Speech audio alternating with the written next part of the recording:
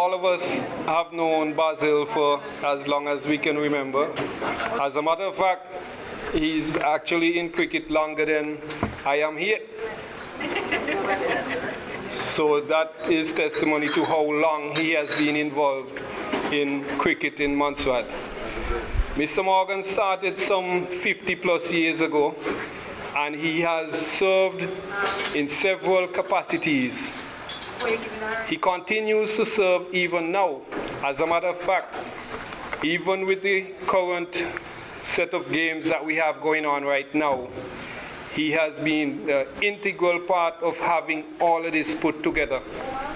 And he has given yeoman service. You just have to come down to the park and you see Mr. Morgan down there working away.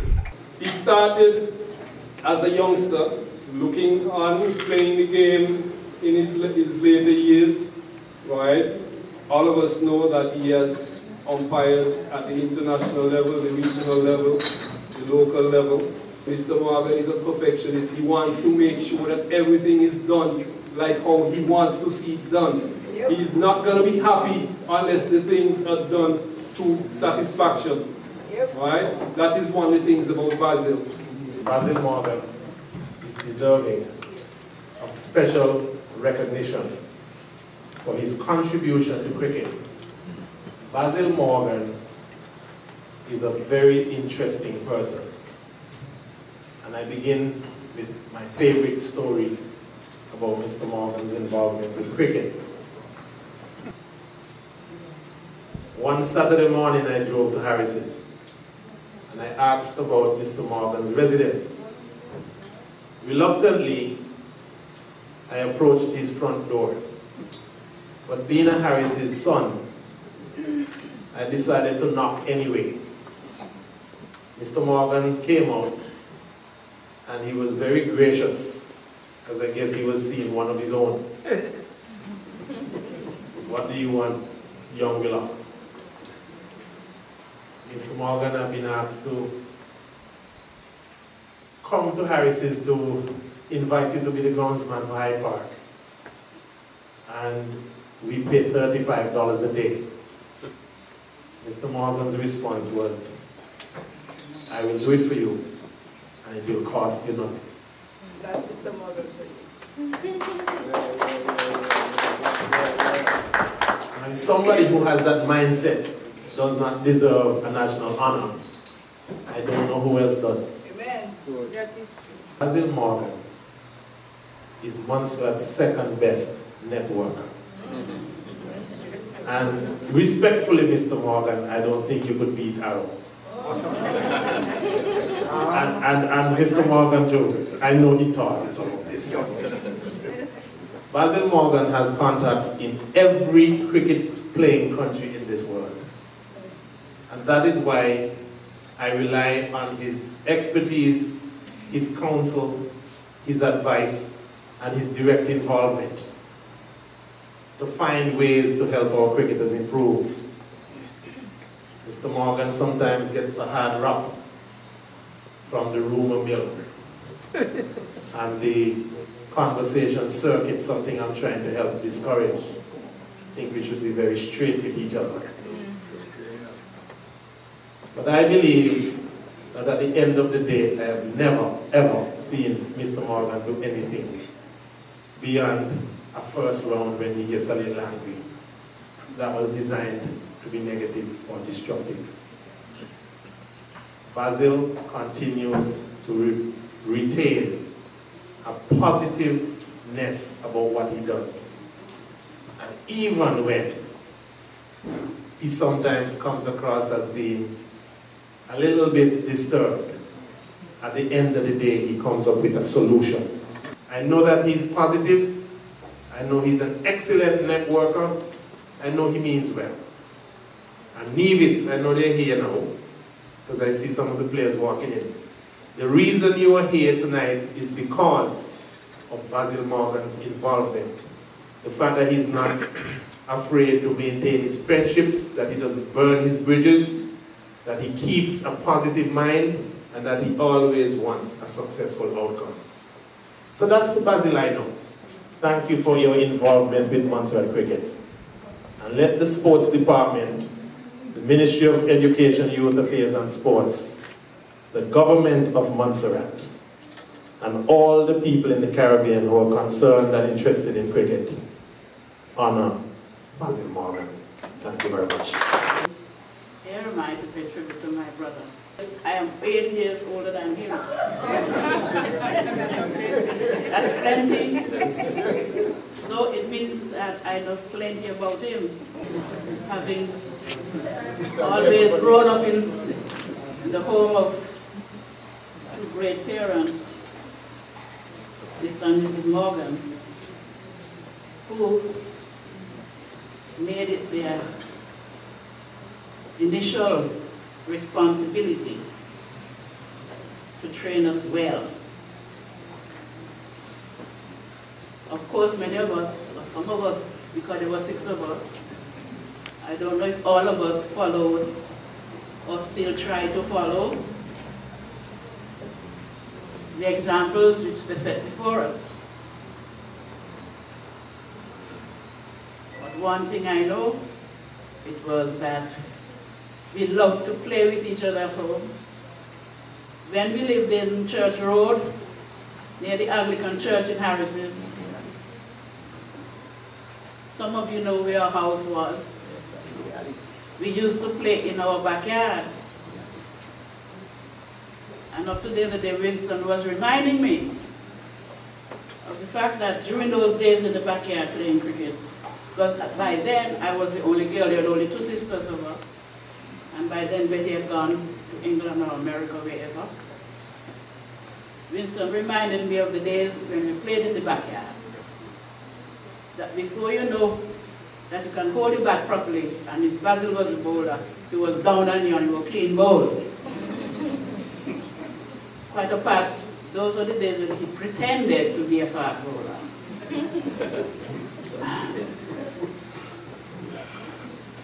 Apart from being in the backyard and on the road, because those days there was not much traffic, a couple of cars, whatever. So you were able to play on the road. And those of you who remember that nice strip from one corner of the church to the other by the Locust Street, beautiful strip of land. Anybody could have played any kind of cricket there.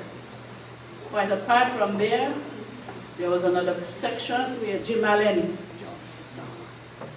and them grew up. So we a little alleyway up from where we lived through to the Markhams, and that we used as another playground. And that area of the village was full of young men, young boys, full of cricket too, and girls, because Sarah Allen was among them. Yes. And therefore, we used to call that the alley. I mean, lords in England could not rival the alley.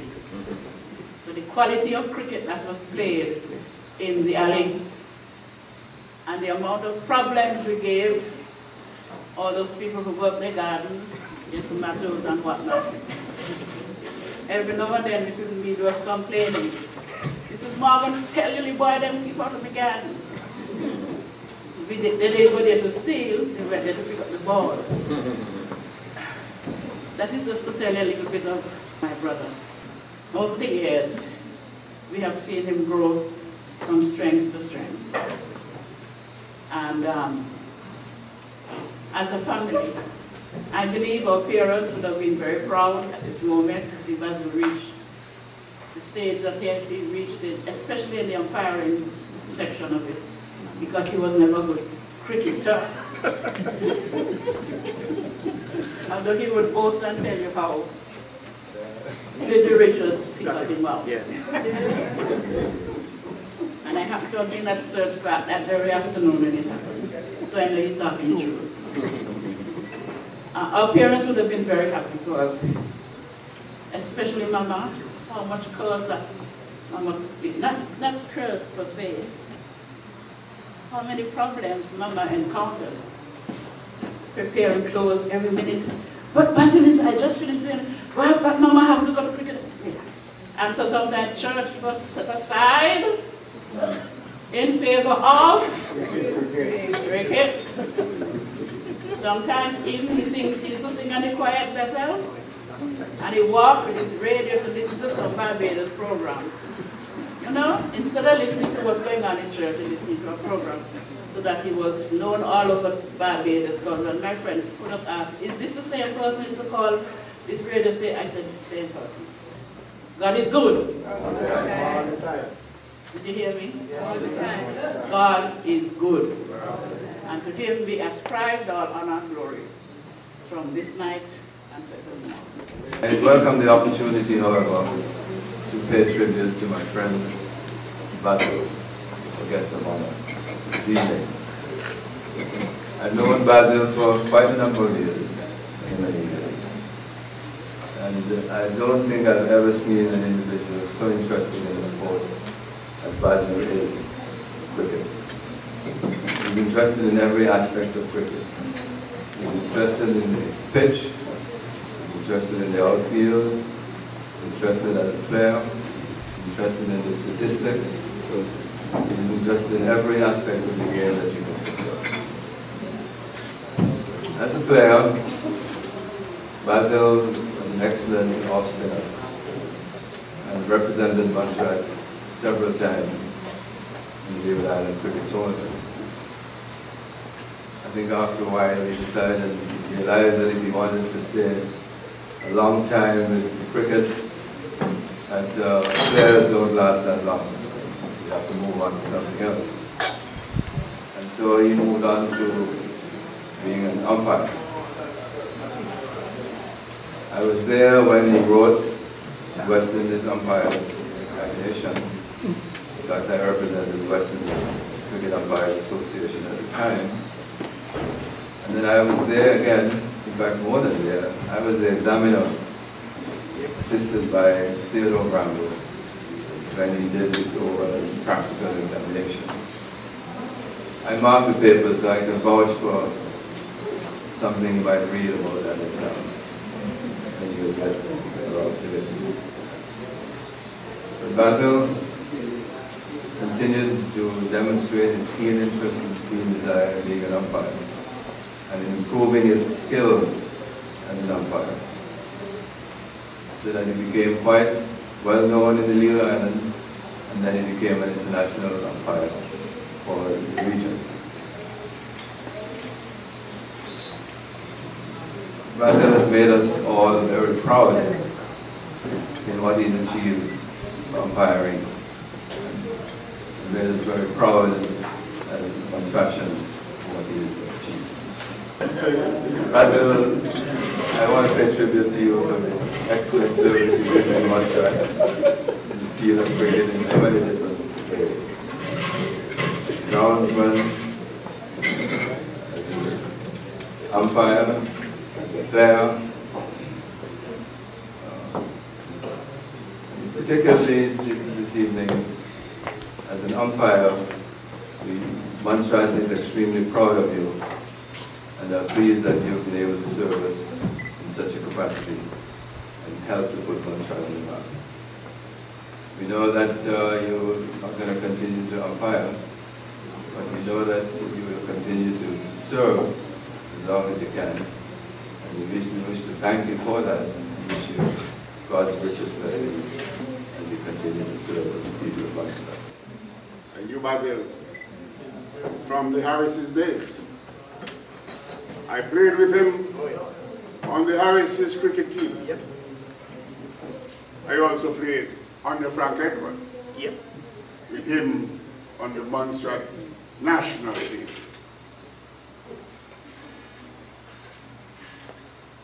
The fact that he has been an international umpire has been emphasized. But there are many areas which he has contributed, which is not well known. The skill which he developed, one would not know except it is said, and I will say tonight, that the great Jim Allen, the great Shines, that Basil coached them. And what is important is this, and what's important at the time, is that you must have a playing field in the village. Because when you finish do what you're doing, you go to the field and play. And when you go and you went up to Harrison's to play, you always had somebody to tell you when you went wrong. And Basil was one of the persons who was responsible for Jim Allen and Shine for reaching where they reached. And I might digress a little. I have to tell you that the Reverend Morgan is also a coach, cricket coach. I will tell you that she coached the players in the St. George's School, like Buffon. And it is not surprising that so many outstanding cricketers came from Harrison.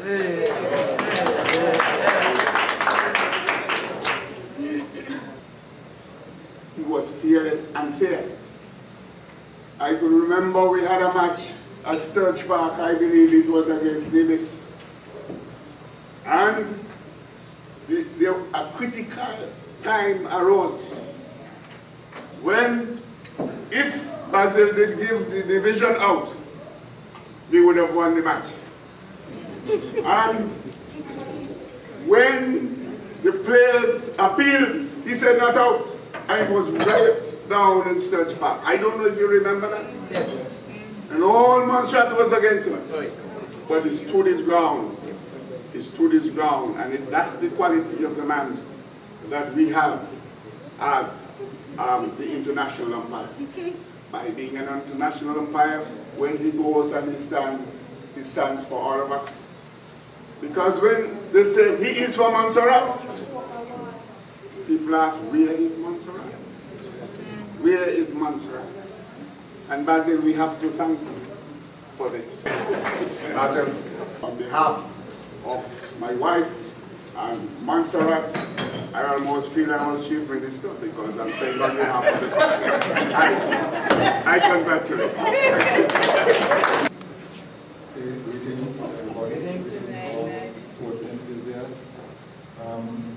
It's indeed an honor for me to be standing here giving tribute to one of our stalwarts. We've been here talking mostly cricket, but I could safely say from an individual from a long, long time ago, right? I'm actually the youngest in the tribute, but long time ago in Sturge Park, I used to always see Basil and Theodore Bramble working on the pitch. When we down there running up and down as kids, even for sometimes we go down there for a festival, he's protecting the pitch. There's real stalwart in terms of concern, not just for sports, but for in general for the individual. We're here talking about cricket, but it's not just in terms of a cricketer, umpire, statistician, curator, and he's mostly concerned in terms of with the individual. With cricket, he has gone far as an umpire, and I'm sure most of us or all of us here, when we see him on the TV, we're actually proud and strong Montrealers then. So then, even in terms of carrying us so far, I want us to just give a little clap around the make us feel, well, big, not just a little dot on the map. I know Basil a little closer coming into the department. He's a very, very hard worker, and he makes sure he puts out himself so that everything is actually done, as some of the other speakers said, to his specifications. He's outright fearless, right? And we hope that although he's finished with the umpiring, like now he's, as I say, he continues to give yeoman service to Montserrat. And although he's just not, in terms of being the curator, he also actually passes on, or tries to pass on the skills so that he not only stands number one, but he has others to follow in his footsteps. For example, I mean, I know that he has coached not just cricket, but in terms of umpiring, Jeff Lane is following his footsteps. I myself, in terms of athletics, he encourages me a lot. And not just in terms of athletics too, he's also, well, out and out, statistician, but a downright sportsman. He's involved with athletics. He also wants to see Montreal do well on a whole, also netball. All the sports, actually, he's just a sportsman. And it's good for us to have a national hero like this, and it's even better now that we are paying tribute to him, and I hope this is not the first for him in terms of continuing in his endeavors, and not the first for, what should I say, not the first for Montserrat to honor our heroes. So I'd like to thank him for the human services given to Montserrat and wish him the best luck whatever he does, and also the best health and strength. Thank you.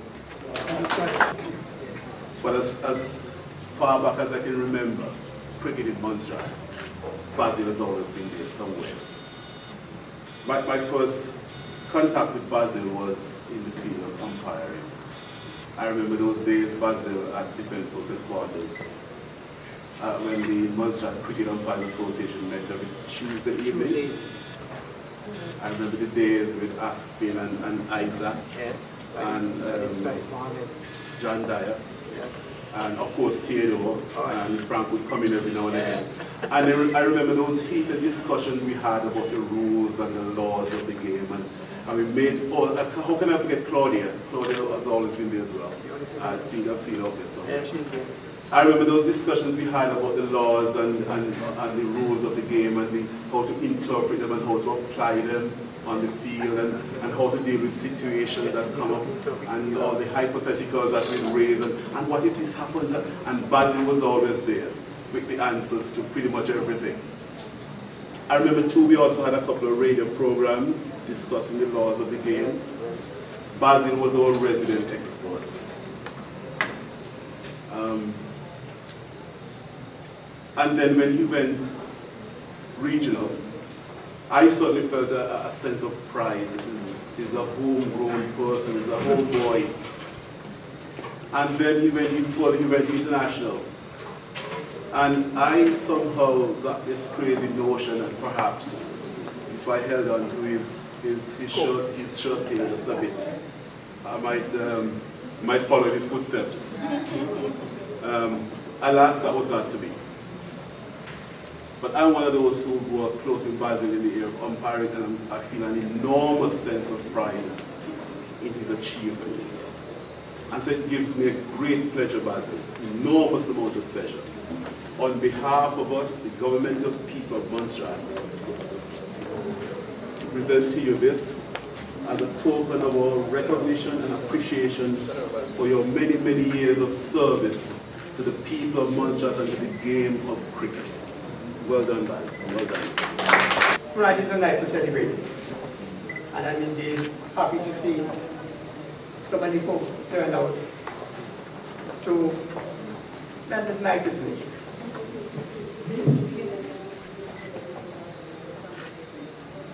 The one thing that is missing from me is my parents, Louisa and William Morgan. They're not here to celebrate with me. And my big brother, Morgan. I say that to say this, that I'm like Brian Lara. We both have the same birth sign, Taurus. And Brian recently remarked that his sister of 11 children, a sister and a brother, played a big part in his upbringing as a cricketer. I can say the same thing as we always speak about Brian and myself. My sister Rosalind and my big brother Bobby played a big part in my development as a cricketer, or someone to be involved in a cricketer. Now, many people would have known me over the years, maybe over the last 35, 40 years, as someone who's totally involved in umpiring. But my best love in cricket is statistics.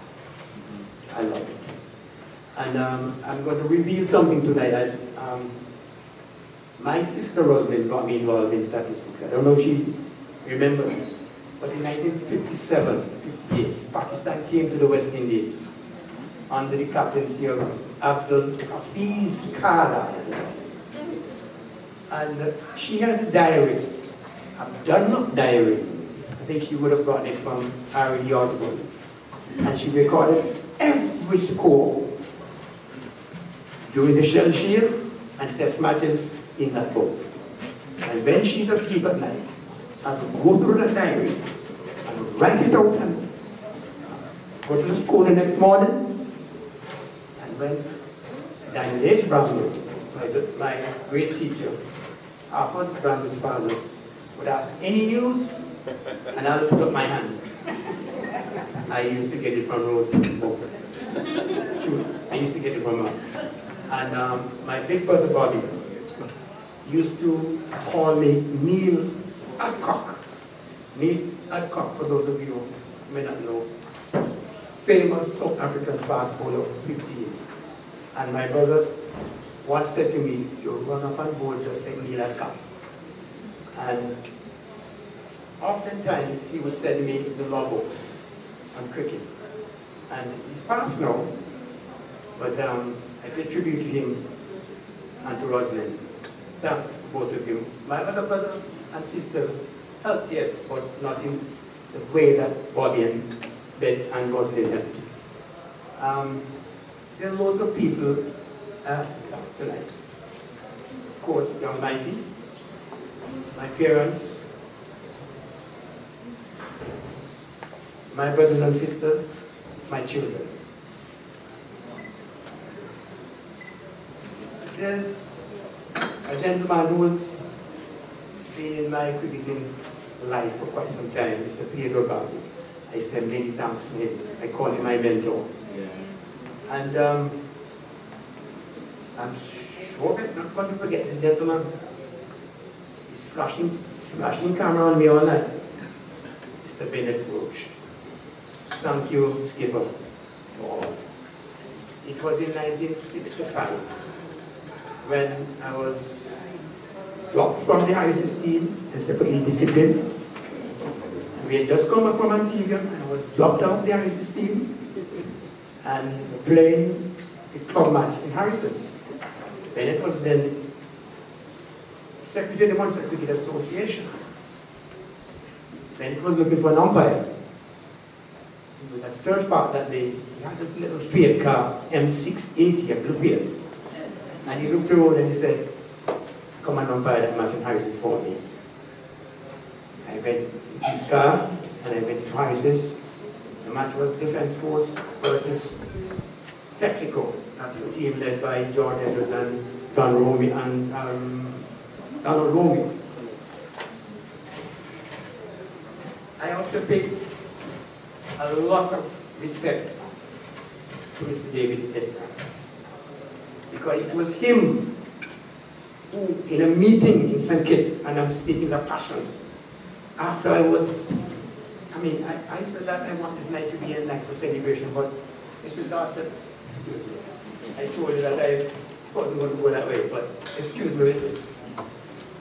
I'm speaking from my heart. There was a meeting in Montserrat, the Good Islands Board meeting, to select umpires for the regional first-class season. And then they met at Montserrat Springs. The Montserrat delegation stood up and said, "We're not supporting in the Kaina 11 no match." Back to life. And David Esper went to St. Kitts. He wasn't the president. I'm not going to call the president's name. But David Brand went to St. Kitts after he was elected as president. Fought. I can recall that Benjamin. Benjamin called me and said to me, you have a man there representing you, boy, David Brand. Sir, I thank you very much. It was you who put me on the regional and international circuit. Thank you, sir. From the bottom of my heart, thank you. David Brand, as president of the Munster Cricket Association, he went there. Thank you again. Mr. D.R.B. Frank Edwards. Many folks don't know that he's a qualified umpire. He never told you all that. But he's a qualified umpire. And I've never got any person in the world who can interpret the laws of cricket that actually gentleman. Whenever there's a problem in interpreting the law, I would find Mr. Frank Edwards. Sir Howard, I thank you for your encouragement. And someone was played a part in my life. It's true that we have gone separate ways. But Charlotte, yes, she was there for me when the chips were down. And of course, my children's mothers. I refer to Sarah and Daniel, Mary Riley, and then Laura Parry. I thank Lord from the bottom of my heart for putting up with me many nights eating the books. Sometimes at 5 o'clock in the morning, 4 o'clock in the morning, this thing will be haunting me a particular lot. And I'm pulling my hair out, and Charlotte is saying to me, what happened to you now? You gone in the book again? I mean, I said to her, thank you very much. And there's a young man who stands next door to me, so he's been very close to me. And I refer to him as Mr. Cricket. Many folks don't know how much he could have played cricket. After me, I am staying here tonight because I know what I'm saying. He was a better cricketer than Jim Allen. After me, but Saturday you say you can't play because you send that allergies. I need back anything now. Fantastic. James Brown and Cole, and you can attest to that. It was a very good cricketer. He was a top ball on my head. When he went to state, and George Allen. Let me go on a little bit to talk about the days in Harris, is it? We from this little area we call Trustgut in Harris and the alley. And we had the large cricket ground there. We had people like Palmer, like Jim Allen's older brother. Jim was small, George, myself, Winston, Leroy, and of course Sarah, and my sister. And we played our cricket hard with anything we could get. I mean, preferably a knit ball or a French foot. We used to play a lot of cricket together. I'm offering my thank yous, yes. Raymond Garbett, back, thank you very much for encouragement too. They've encouraged me quite a lot over there. We fit together, and that's why you're here tonight. People like you and Paul to celebrate with me. We all went to school together, and yes, indeed. Great friends of mine. And I'm now within at the sports department and trying to help the youngsters on pitch preparation and support. I've got under my wings 2 gentlemen, Jason Peters and Marcus Mead, and sometimes I get mad with them because I'm a perfectionist.